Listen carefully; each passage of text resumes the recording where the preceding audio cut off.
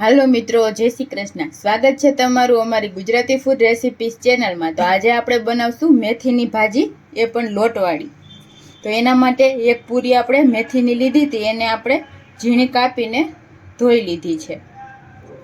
2 થી 3 ચમચી આપણે ચણાનો લોટ છે અને 20 કળી જેટલું લસણ આપણે ઝીણું કાપી લીધું છે. અને આમાંથી આપણે મસાલા જોશે ને તેલ જોશે આપણે.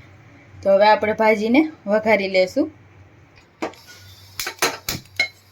એક કઢાઈ લેશું આપણે.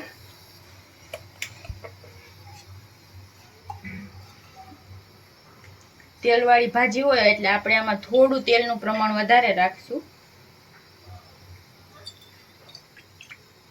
આપણે 2 મોટા ચમચા જેટલું તેલ લેશું.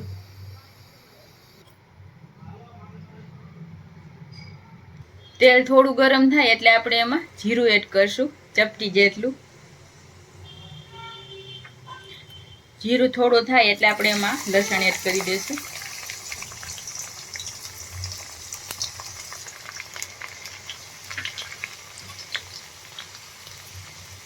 લસણને આપણે એકદમ સરસ લાલ થવા દેશું.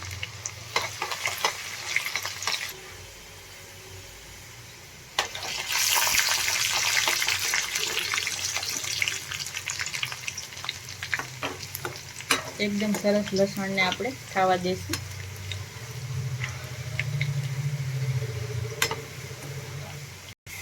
થોડો આપણે લસણનો કલર ચેન્જ થઈ ગયો છે. હવે આપણે એમાં હિંગ એડ કરી દઈશું. હવે આપણે આ ભાજી એડ કરી દઈશું. આપણે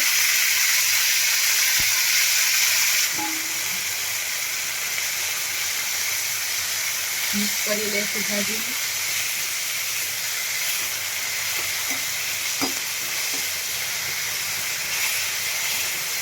ગેસ આપણે મીડિયમ રાખવાનો છે.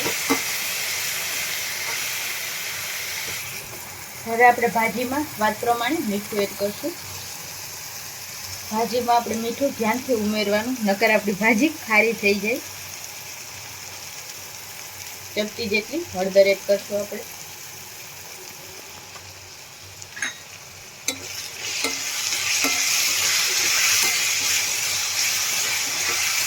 મિક્સ કરીને થોડી વાર આપણે આને હળદર મીઠામાં પાકવા દઈશું.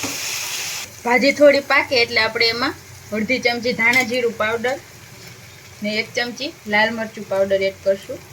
મરચું તમે તમારી તીખાશ પ્રમાણે લઈ શકો છો. આમાં મસાલાને મિક્સ કરી લેશું.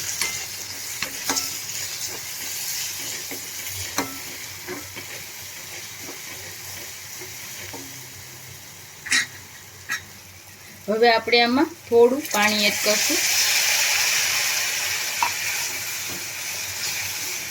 1 ચમચા જેટલું જ આપણે પાણી એડ કરવાનું છે. હવે આપણે એમાં લોટ એડ કરી દઈશું.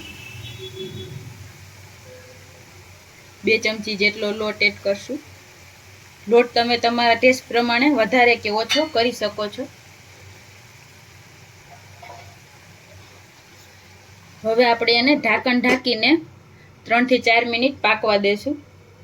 પછી આપણે ખોલીને ચેક કરી લેશું. તો આપણો લોટ એકદમ સરસ પાકી ગયો છે. હવે આપણે આ મિક્સ કરી લેશું ભાજીમાં.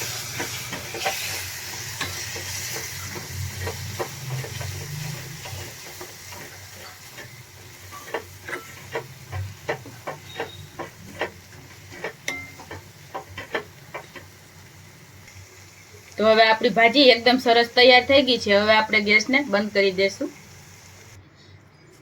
તો આપણે ભાજીને સર્વ કરી લેશું.